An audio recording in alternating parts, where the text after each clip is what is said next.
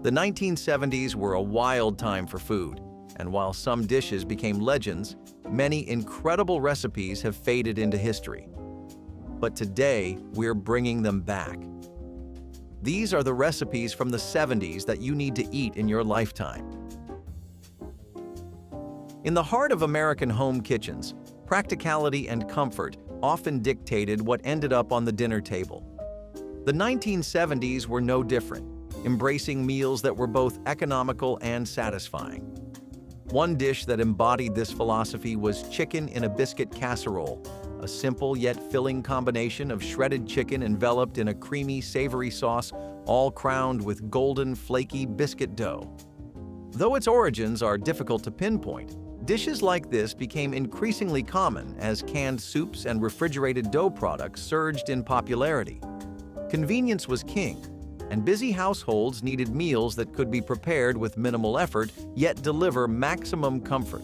The emergence of electric ovens in nearly every home made baking casseroles an everyday affair, and this particular dish quickly earned its place at dinner tables across the country. Biscuits had long been a staple in rural American cuisine, and combining them with a hearty, protein-rich filling was a logical step forward. Today, modern interpretations lean toward health-conscious adaptations, replacing condensed soups with homemade roux-based sauces or swapping in whole wheat biscuits. Scandals and desserts don't usually go hand in hand, but in the 1970s, one particular cake proved otherwise. Watergate Cake, a pistachio pudding-infused dessert layered with whipped topping and coconut, became a culinary icon of the decade, not just for its light, nutty flavor, but for the mystery surrounding its name.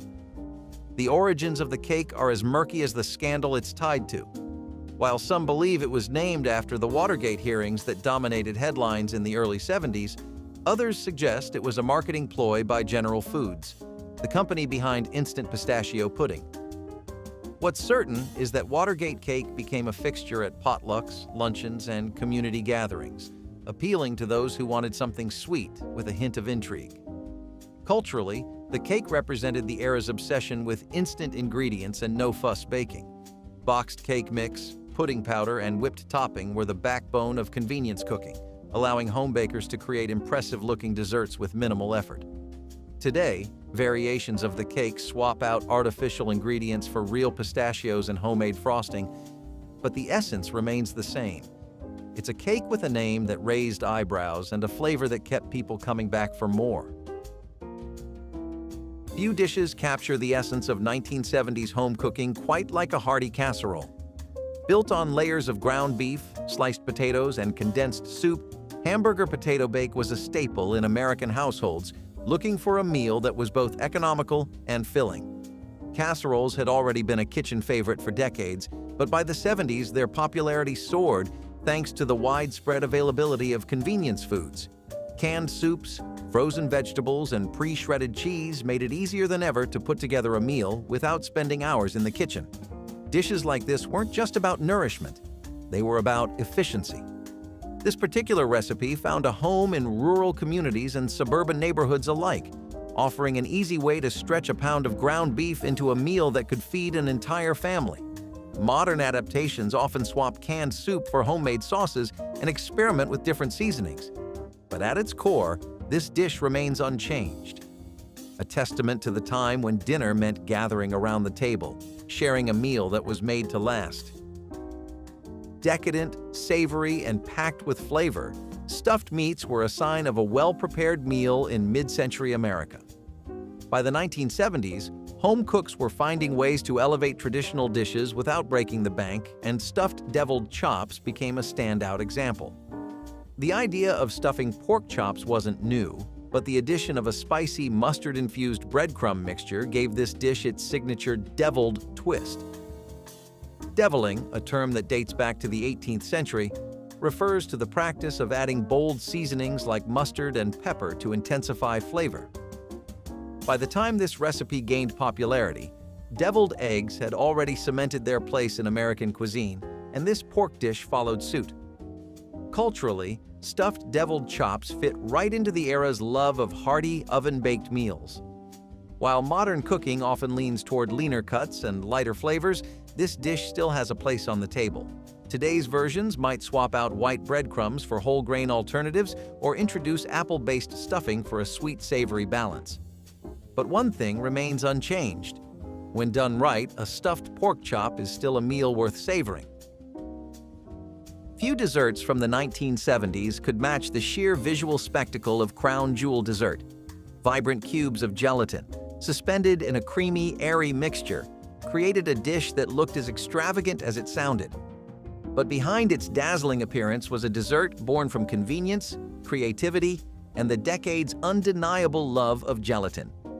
Gelatin-based dishes had been a fixture in American cookbooks for decades, but by the mid-20th century, they had evolved from simple fruit molds into elaborate, almost sculptural creations. Crown jewel dessert, also called broken glass cake, was a natural extension of this trend.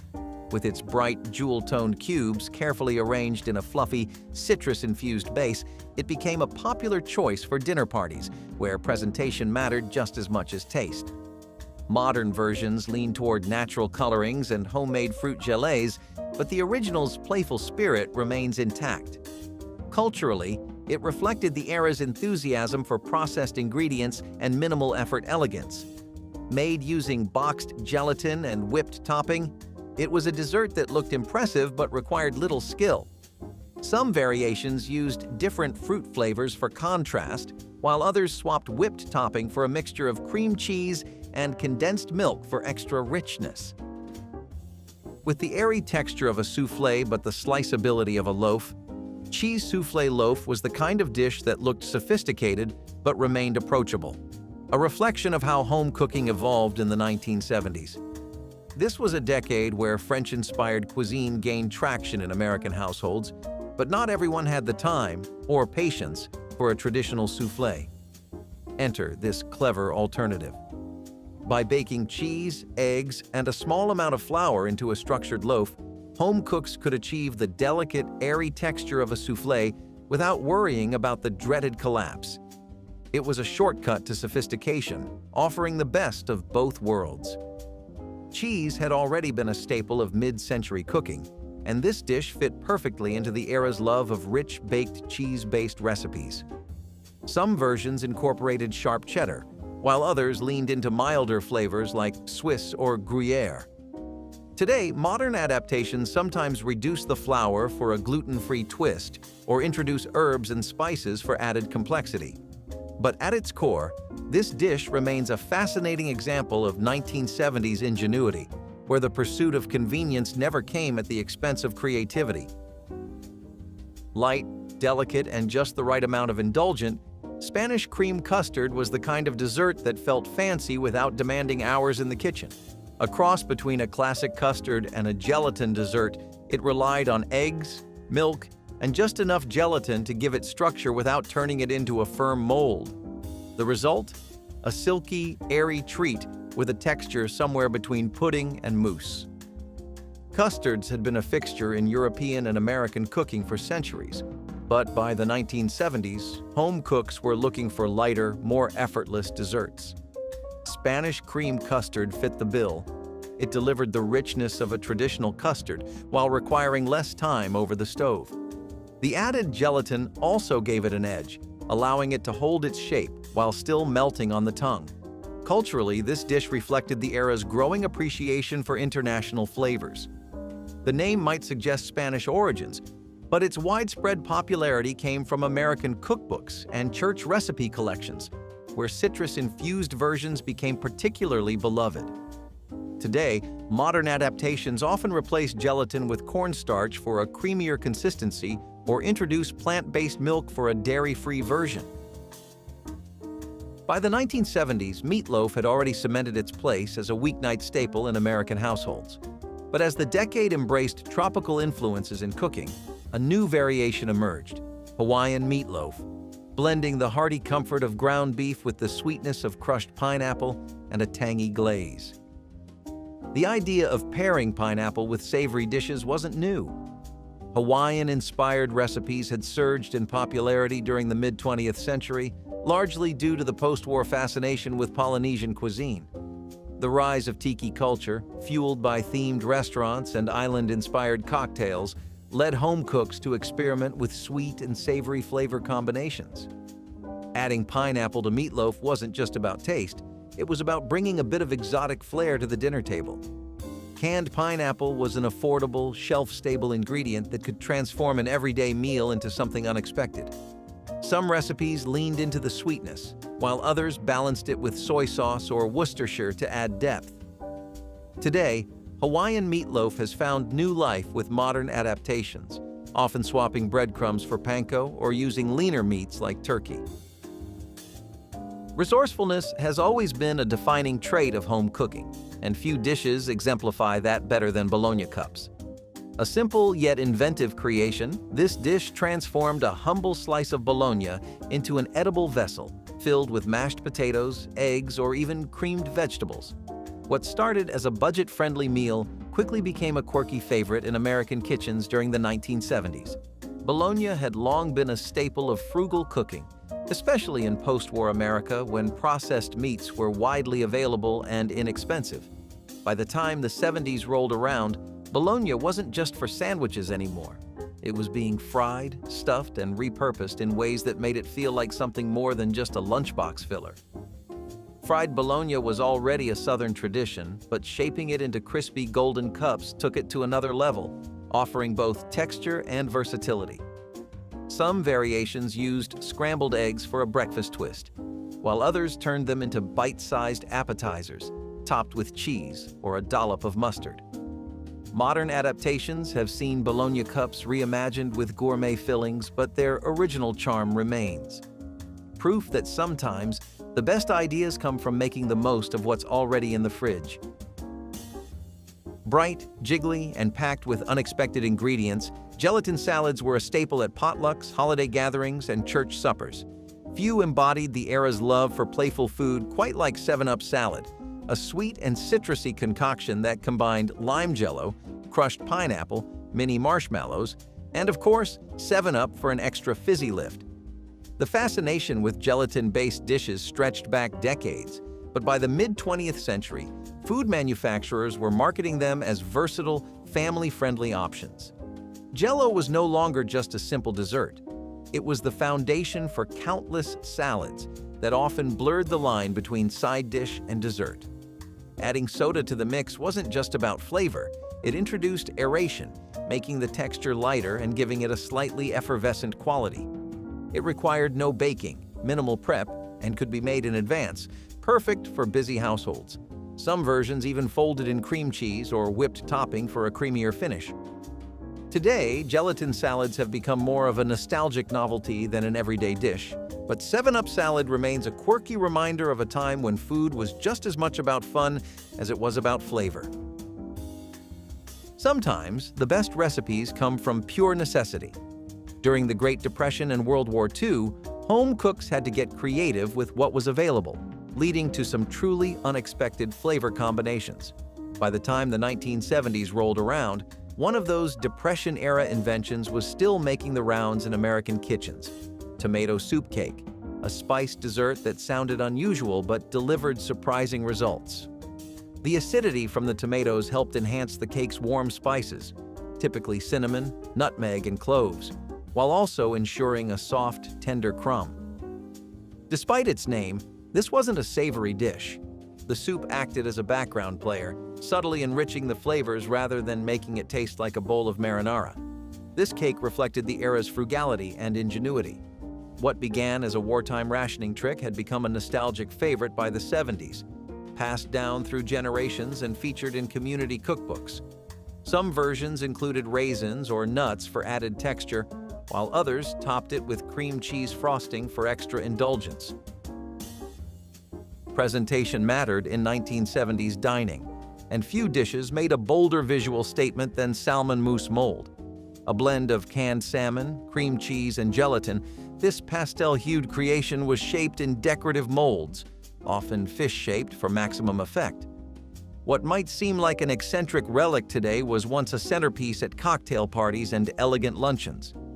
The origins of molded fish dishes date back centuries, but by the mid-20th century, gelatin-based foods had become a symbol of sophistication. This dish was a product of two prevailing trends: the love for molded foods and the growing popularity of convenience ingredients. Canned salmon was affordable and readily available, and cream cheese provided a rich, smooth texture that balanced out the fish's briny flavor. The post-war boom had ushered in an era of aspirational cooking, where the goal was to serve something that looked as impressive as it tasted. Plating mattered, and nothing said fancy quite like an intricate molded creation sitting on a bed of greens. Today, the dish still appears in retro-themed gatherings, though modern adaptations often ditch the gelatin in favor of a spreadable mousse, served with crackers instead of in sculpted form. Few ingredients have been as beloved in American kitchens as peanut butter. By the 1970s, it was a household staple, appearing in everything from sandwiches to desserts. But one of the most overlooked creations of the time was peanut butter bread, a no-yeast, one-bowl quick bread that delivered all the nutty richness of peanut butter in a dense, satisfying loaf. The concept of peanut butter as a baking ingredient wasn't new. During the Great Depression and wartime rationing, recipes like this emerged as a way to make filling, protein-packed foods with minimal ingredients. Unlike traditional bread, this version skipped yeast entirely, relying on baking powder for leavening. It was a simple mix-and-bake solution at a time when home cooks valued both affordability and convenience. Culturally, this dish reflected America's love affair with peanut butter, which had skyrocketed in popularity after World War II. Families were looking for ways to use it beyond the usual peanut butter and jelly, and this bread offered a portable, sliceable alternative. Some versions leaned sweet, adding honey or cinnamon, while others remained purely savory, perfect for pairing with butter or jam. In the Midwest, a casserole isn't just a meal, it's a tradition, and few dishes capture that spirit better than church supper Hotdish, a hearty, no-fuss recipe that combined ground beef, canned corn, a creamy sauce, and a golden layer of tater tots. Simple, filling, and built to feed a crowd, it became a staple at potlucks, family gatherings, and of course, church suppers. Hotdish itself dates back to the early 20th century, originally created as an affordable way to stretch ingredients in Minnesota's Lutheran communities. By the 1970s, it had evolved into something more than just a budget meal. It was comfort food at its best. The key ingredients rarely changed: a protein, a vegetable, something creamy to bind it all together, and a starchy topping to bring the crunch. Tater tots, introduced in the 1950s, became the go-to topping, turning this dish into a Midwestern icon. It was about community, hospitality, and a shared love of filling, homemade food. Some versions included green beans instead of corn, while others mixed in cheese for extra richness. Some dishes from the 1970s leave you wondering, who thought of this? One such creation was savory Jell-o salad with cheese, a dish that combined lemon or lime gelatin with shredded cheese, celery, and olives, a contrast of textures and flavors that defied culinary logic. But in its time, this was considered a perfectly respectable addition to the dinner table. The origins of savory gelatin dishes go back much further than the 70s. In the early 20th century, molded gelatin salads were a symbol of refinement, appearing in cookbooks as an elegant way to serve vegetables. By the mid-century, food manufacturers promoted gelatin as an all-purpose ingredient, leading to experimental combinations that, at times, challenged the boundaries of good taste. This dish reflected the era's enthusiasm for processed foods and culinary convenience. Canned olives, pre-shredded cheese, and boxed gelatin meant that home cooks could assemble it quickly, often for potlucks or holiday spreads. The result? A wobbly, salty sweet creation that, while visually striking, wasn't exactly for everyone. Modern adaptations of gelatin salads have largely abandoned the cheese and olives in favor of fruit and whipped cream. For much of the 20th century, organ meats weren't just a choice. They were a necessity. Nutrient-dense, affordable, and widely available, they found their way into countless dishes, including one that stood out in the 1970s, savory liver loaf. A meatloaf-style creation made with ground liver, onions, breadcrumbs, and eggs, it was a dish designed to be both economical and nourishing. Liver had long been a staple in European and American diets, valued for its high iron and vitamin content. But by the mid-century, as convenience foods took center stage, traditional preparations gave way to recipes that aimed to make liver more approachable. Baking it into a loaf format, often with a touch of mustard or Worcestershire sauce, was one way to mask its strong flavor and present it as a familiar comfort food. This dish reflected an era when resourcefulness was key in the kitchen.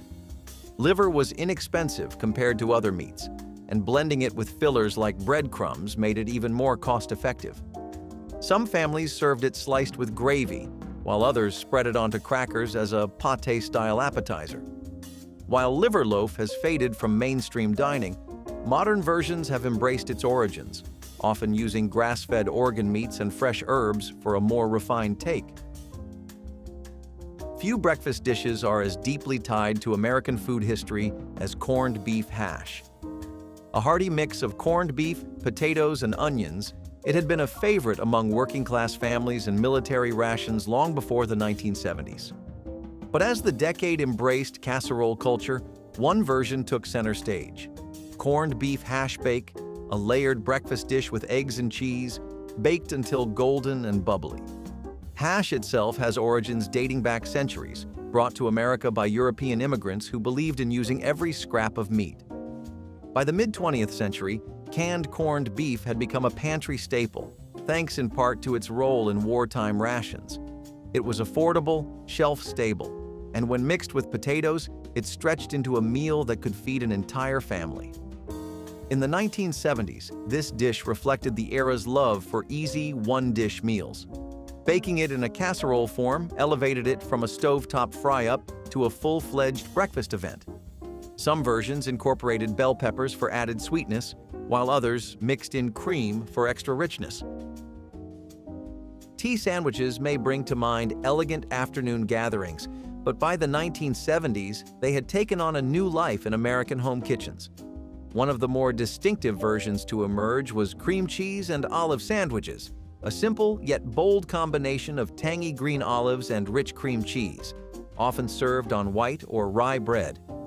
The origins of cream cheese as a sandwich spread date back to the early 20th century, when it was marketed as a versatile alternative to butter.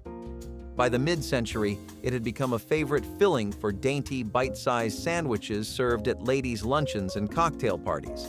Adding olives, a staple in pantry-friendly, no-cook appetizers, gave the spread a salty, briny contrast that made it stand out among more traditional options. Culturally, this sandwich reflected a time when finger foods were all the rage. Hostesses needed easy, make-ahead dishes that looked refined but required minimal effort. Some variations mixed in chopped nuts for extra texture, while others spread the mixture on crackers instead of bread. Today, versions of this sandwich still appear at retro-themed gatherings, though modern adaptations often swap green olives for kalamata or sun-dried tomatoes for a more Mediterranean twist. By the 1970s, Americans were starting to embrace lighter, more refreshing dishes, especially during the hot summer months. One that stood out was chilled fruit soup, a blend of fresh fruit, yogurt, and honey served cold as a vibrant alternative to heavier desserts. It wasn't just a trend, it was a reflection of the era's growing interest in health-conscious eating and international flavors. Cold fruit soups had existed for centuries in European and Asian cuisines, but in the US, they gained popularity alongside the natural foods movement. As people began looking for alternatives to processed sweets, dishes like this provided a naturally sweet, nutrient-rich option. Plus, it was incredibly versatile. Different fruits could be used depending on what was in season, and the addition of yogurt added creaminess without making it overly indulgent. This dish aligned with the rise of blender-based recipes, which had exploded in popularity thanks to the increasing availability of home blenders and food processors. Some versions leaned tropical, using mangoes or pineapples, while others kept it classic with strawberries and peaches. Modern adaptations have expanded the concept further, incorporating ingredients like coconut milk or chia seeds for extra texture. By the 1970s, the American love affair with casseroles and baked side dishes was in full swing. Sweet potato pineapple pudding was one such creation, a rich, oven-baked dish that combined mashed sweet potatoes with juicy pineapple chunks and brown sugar, resulting in a balance of earthy sweetness and bright tropical flavor. Sweet potatoes had been a staple in Southern and African American cooking for centuries, often baked, mashed, or turned into pies. But by the mid-20th century, recipes began incorporating canned pineapple, a product that had surged in popularity thanks to improved canning techniques and the rise of Hawaiian-inspired flavors. The natural acidity of pineapple helped enhance the sweetness of the potatoes, while brown sugar and butter ensured every bite was decadent. This dish frequently appeared on holiday tables alongside ham or turkey, bridging the gap between savory and sweet. Today, modern adaptations replace canned pineapple with fresh fruit or introduce maple syrup as a sweetener. But the core concept remains the same, a simple yet indulgent dish that proves some flavor combinations never go out of style. Fine dining in the mid-20th century had a clear message. If it could be molded, it should be. That philosophy extended even to seafood, which led to the rise of shrimp aspic, a gelatin-based dish that once graced the most elegant dinner party tables. A mix of shrimp, tomato juice, gelatin, and seasonings, this dish was as much about presentation as it was about flavor. Often molded into intricate shapes and served with crackers or greens, aspics had been a symbol of culinary refinement for centuries, originally reserved for aristocratic banquets. By the 1970s, gelatin dishes had become a fixture in American kitchens, blending convenience with an air of sophistication. Shrimp aspic followed the trend, combining the growing availability of canned seafood with the era's fascination with molded foods. This dish reflected the decades' changing food culture, where people sought recipes that could be prepared ahead of time yet still impress guests. Some versions leaned into a cocktail sauce-like flavor profile, while others incorporated mayonnaise for a creamier consistency. Regardless of the variation, aspic was meant to be admired before it was eaten, and possibly questioned by those unfamiliar with its wobbly texture. By the 1970s, cocktail party food had one job: to be easy, crowd-pleasing, and just a little unexpected. Enter grape jelly meatballs, a dish that sounded improbable but delivered a sweet, savory, and slightly spicy kick. Made by simmering meatballs in a sauce of grape jelly and chili sauce, it became a go-to appetizer for home entertainers who wanted something that felt homemade without much effort. The origins of this dish can be traced back to mid-century frugality and convenience cooking. Meatballs had always been a budget-friendly option, and pairing them with a sauce that combined pantry staples made perfect sense. Grape jelly, once considered only a breakfast spread, found a second life in savory dishes, where its fruity sweetness balanced out the tangy spice of chili sauce. Culturally, this dish reflected the changing nature of social gatherings. The rise of slow cookers and chafing dishes made it easier to serve warm appetizers that could sit out for hours without constant attention. Some variations added Worcestershire sauce for depth, while others swapped out chili sauce for barbecue sauce to dial up the smokiness. Desserts in the 1970s often embraced rich, indulgent flavors, and few combinations were as beloved as coconut and pecans. Somewhere between a blondie and a German chocolate cake, Coconut-pecan frosting bars delivered a chewy, buttery base topped with a gooey, caramelized layer of coconut and chopped pecans, a dessert designed to satisfy even the most serious sweet tooth. This dish was a natural evolution of German chocolate cake's signature frosting, which had been popular since the 1950s.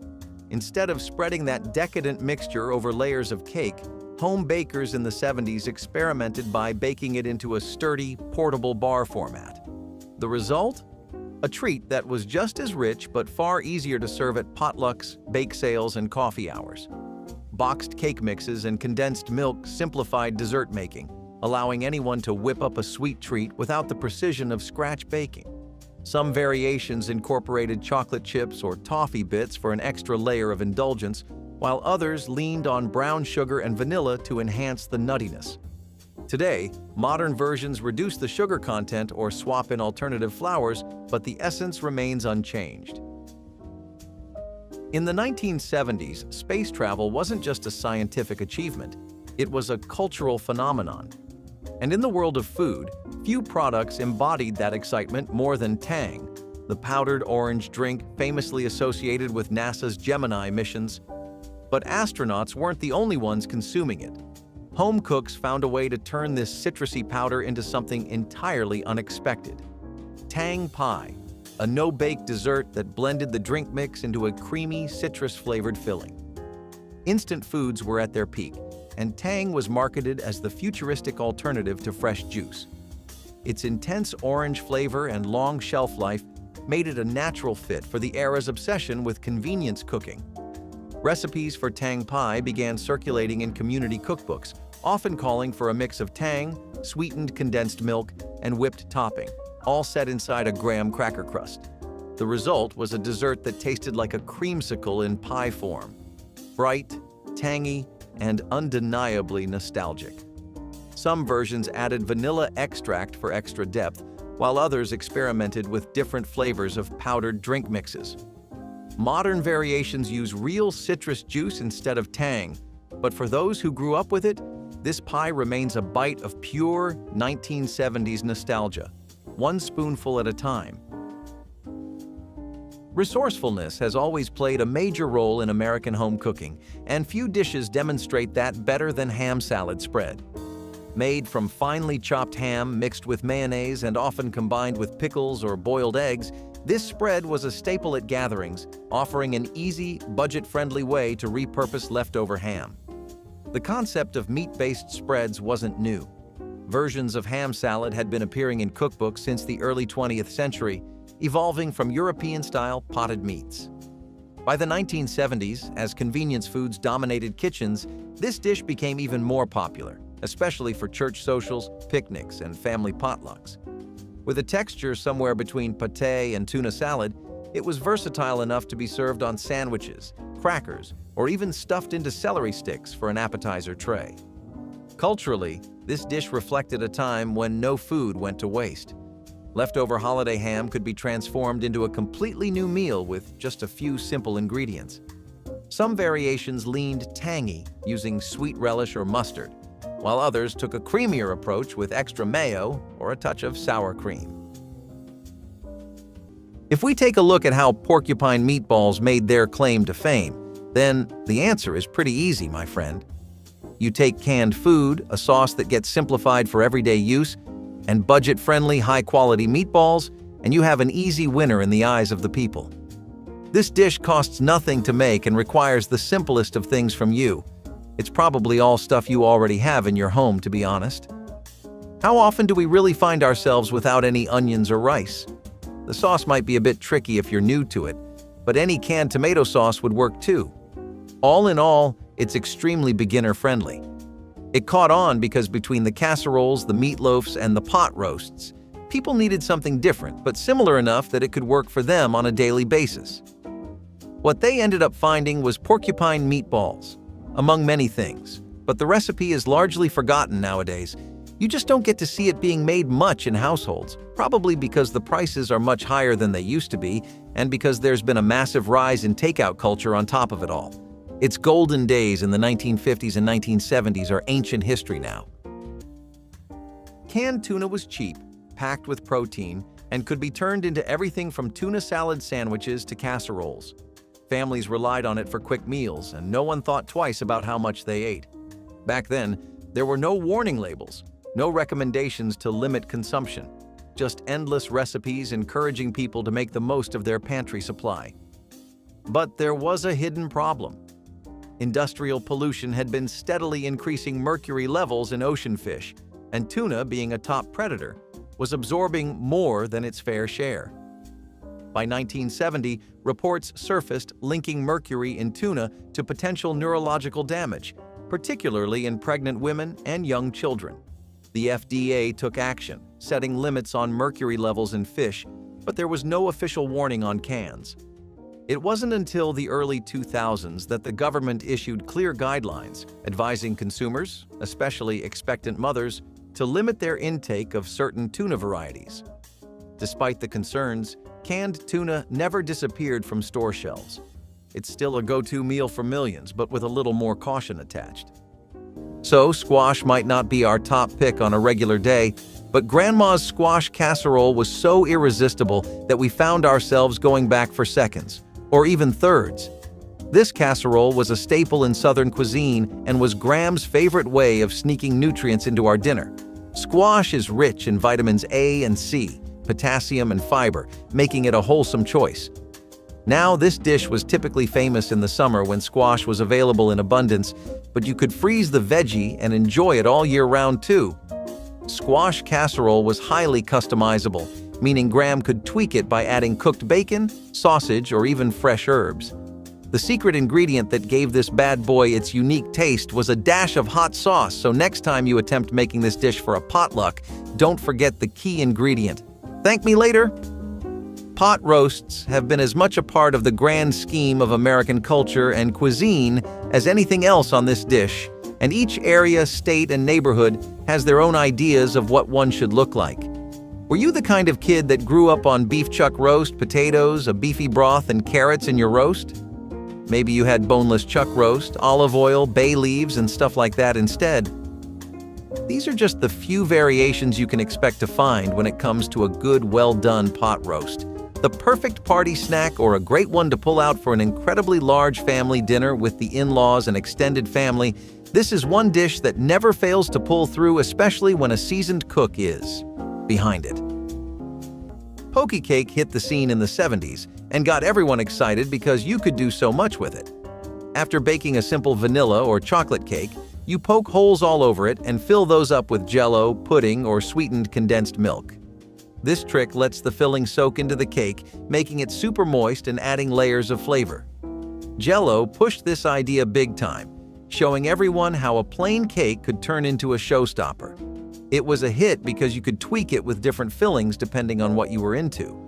But as tastes got more sophisticated and folks leaned towards less sugary stuff, poke cake kind of lost its spotlight. It was usually served in a big dish, looking casual and family-friendly. You'd often see it with a fluffy layer of whipped cream on top, maybe some fruit or sprinkles too, just to make those flavors pop. Butterscotch. We're going to continue the casserole show with Alpine Chicken. This one got popular for more or less the same reasons the other two did. However, it had an extra kick that they didn't, and that was the addition of Swiss cheese. Americans will never get tired of a dish if it has a decent helping of cheese in it. So you shouldn't be too surprised that this is stuck in the minds of eaters and families like glue. Alpine chicken typically uses cream of mushroom soup and breadcrumbs or a stuffing mix layered in a dish that gets cooked until the cheese is melted. You also have your typical chicken breasts involved, but some people go for the thighs. It peaked in popularity during the post-war era when people really started looking for more ease in their cooking rather than sweating buckets after a day in the kitchen. You know how when you cook something, you rarely feel like eating it immediately?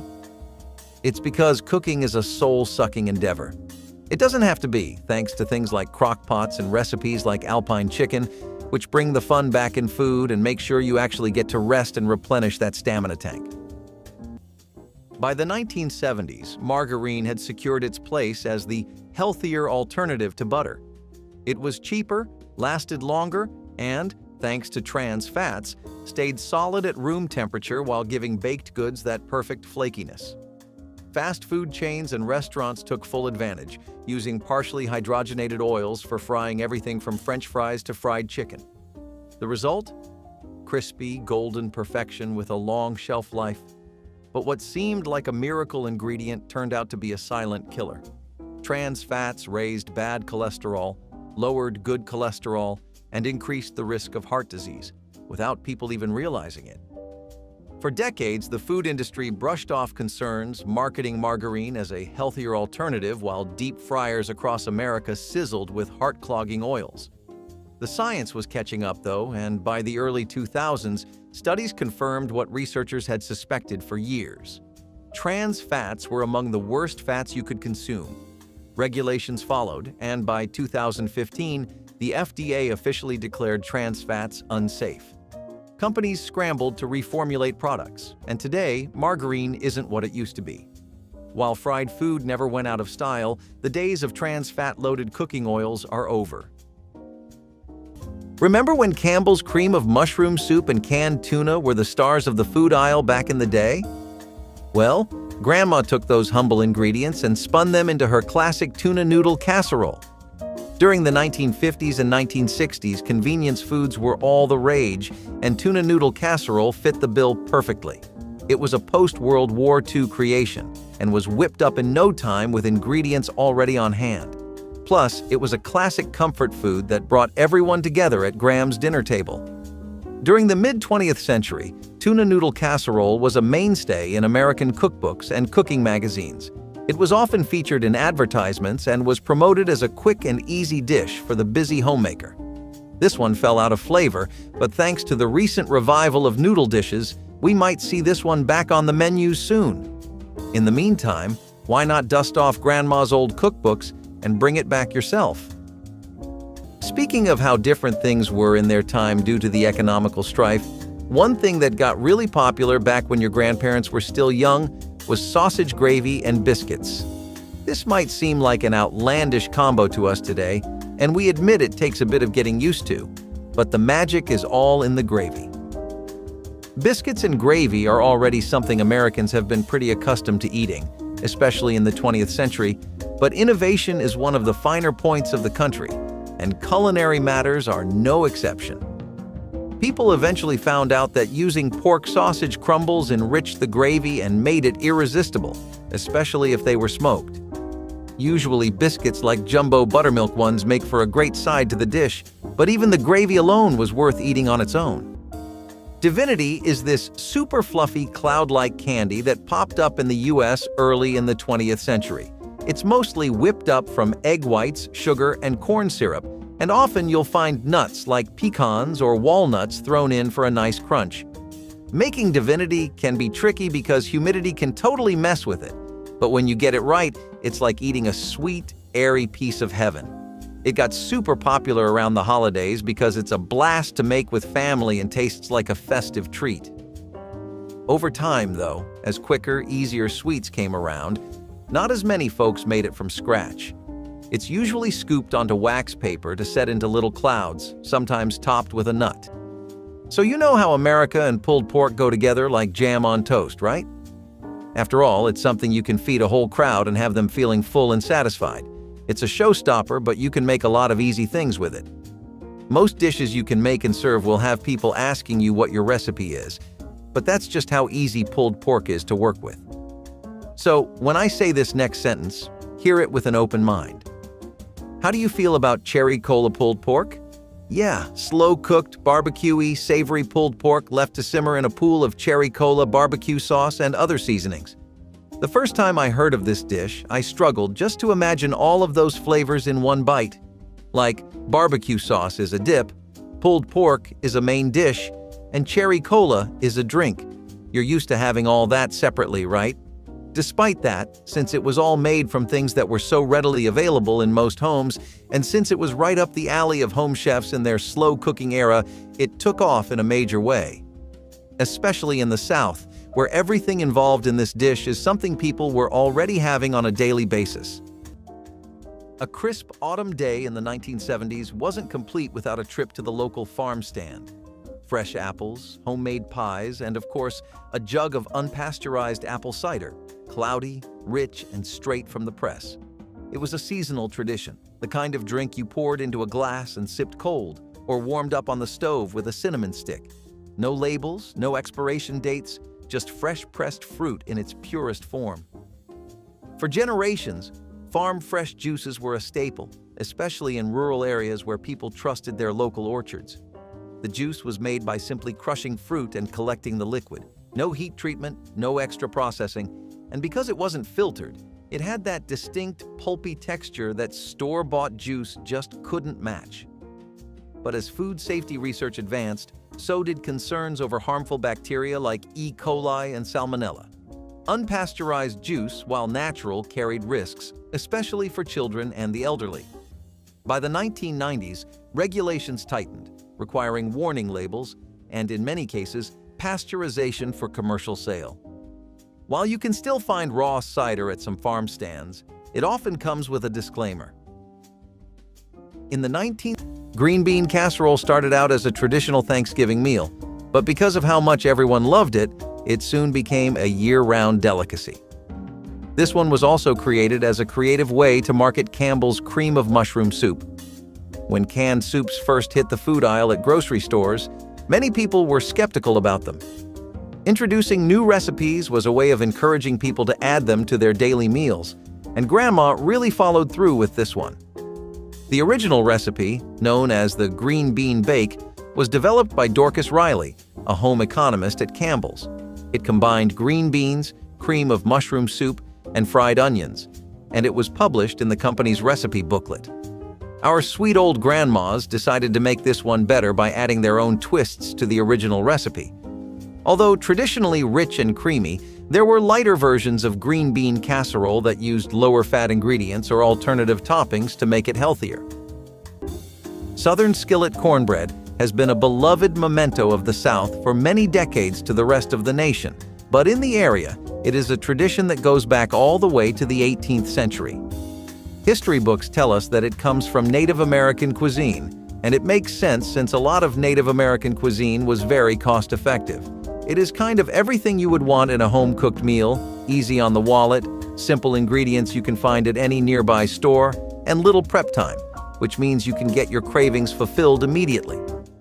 Plus, most cooks back then were so accustomed to it from a lifetime of making cornbread in these cast-iron skillets that they could make it much faster than even an experienced cook. Guess experience counts for something, especially when you have 40 to 50 years of it, right? Magic Pan crepe cakes come from those Magic Pan restaurants that made crepe dishes a big deal back in the 60s and 70s. Here's how they do it. They layer up thin crepes with all sorts of fillings, from sweet creams and fruits to savory cheeses and spinach.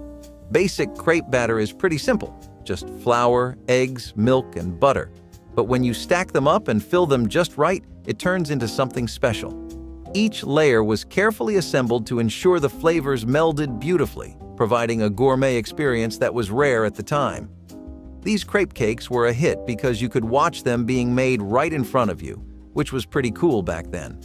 Though they were a favorite for a while, as the Magic Pan spots closed down and eating out got more casual, crepe cakes weren't as common.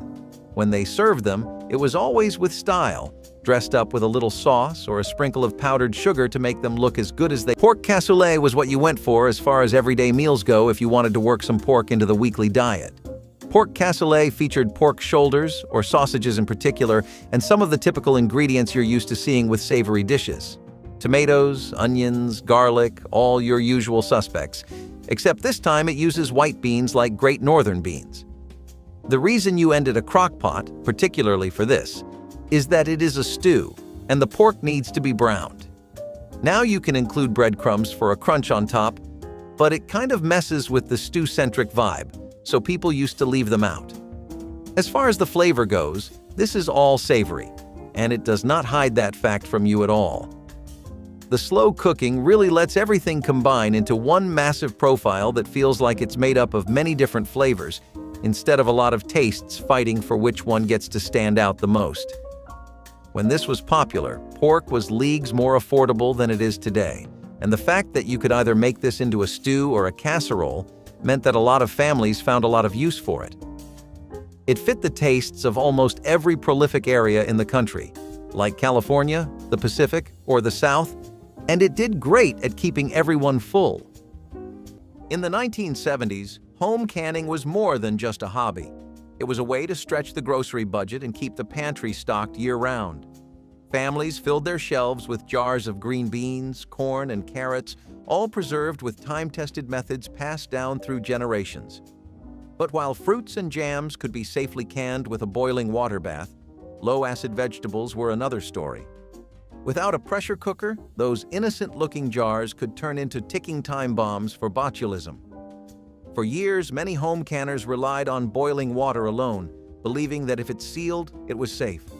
Some added aspirin or vinegar, thinking it would help ward off bacteria. Others simply trusted the process. After all, Their grandparents had done it. The problem? Clostridium botulinum, the bacteria behind botulism, thrives in low oxygen, low-acid environments like improperly canned vegetables. It doesn't change the taste, smell, or appearance of food, making it nearly impossible to detect until symptoms appear. As cases of botulism poisoning mounted, food safety officials began cracking down, emphasizing the need for pressure canning. Eaters. What's not to love about a creamy sauce and some noodles all drenched in cheese? The French also made a significant contribution to delicious casseroles with the easy shepherd's pie. It was a meaty casserole traditionally made with lamb meat. Shepherd's pie has its roots in British cuisine. The name shepherd's pie specifically refers to the use of lamb, while cottage pie is used when beef is the main ingredient. This one was an easy one to make as it didn't require hours of preparation. The dish became popular in the UK during the 19th century, particularly after the introduction of potatoes in the late 18th century. This one was used for meal prep, as it was great for making ahead and freezing.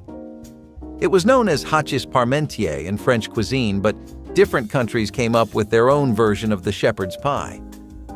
In Australia and New Zealand, it's often called cottage pie, and in some places the dish includes sweet potatoes or other unique toppings.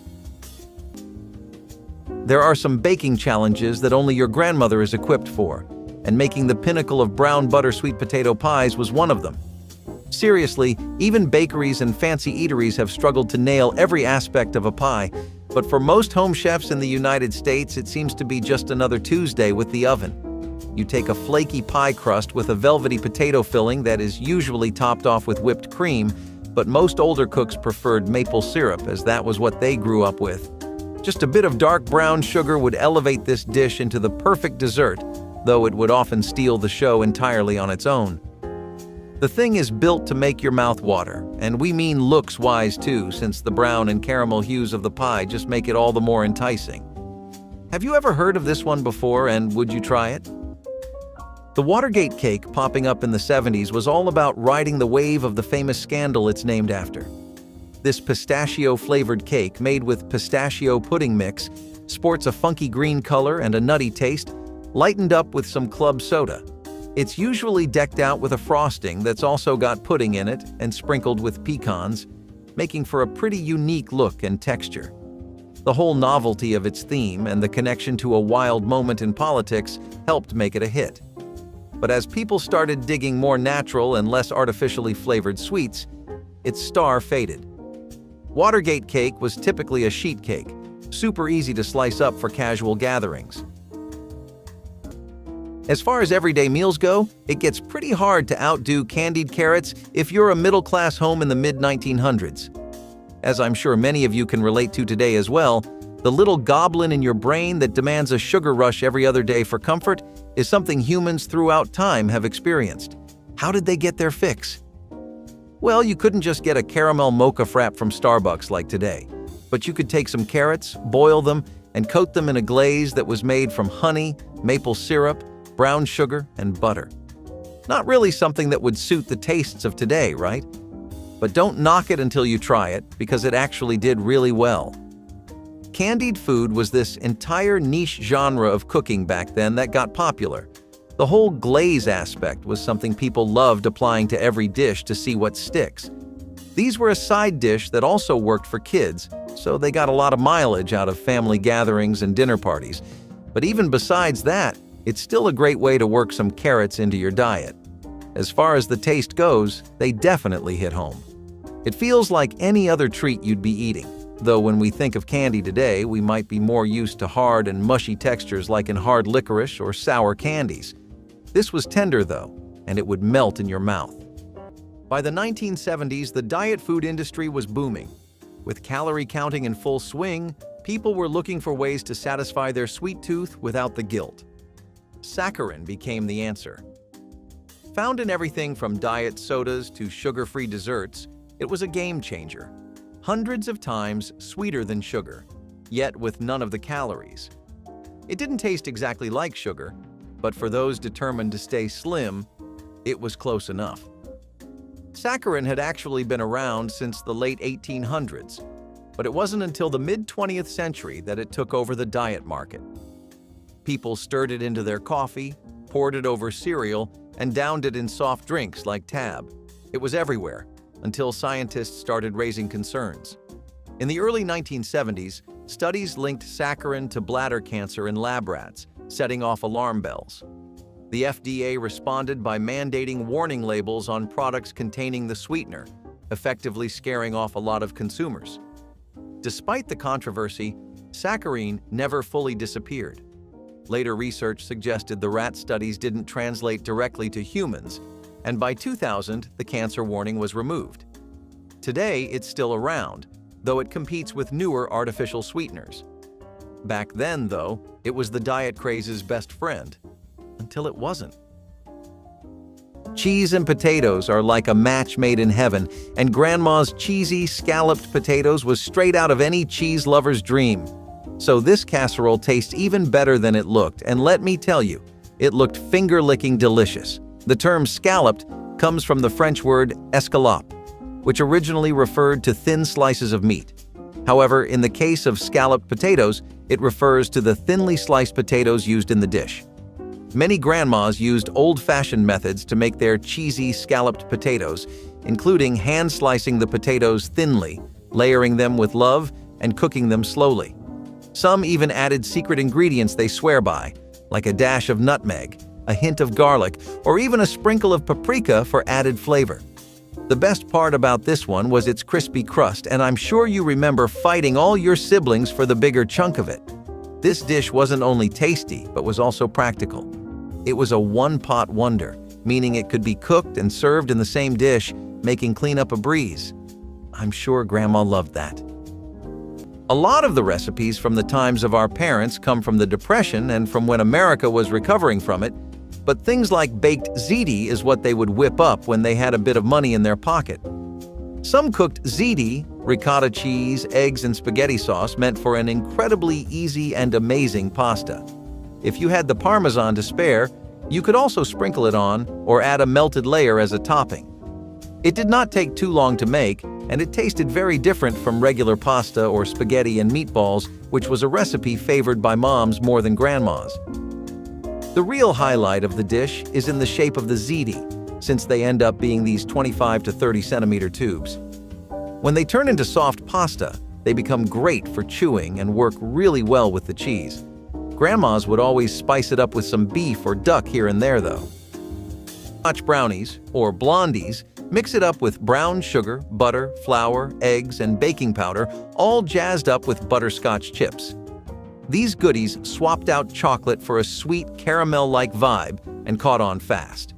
They were super easy to whip up, making them a go-to for anyone needing a quick dessert fix without the intense richness of chocolate. Their ease of preparation and ability to store well made them popular for potlucks, school functions, and holiday treat exchanges.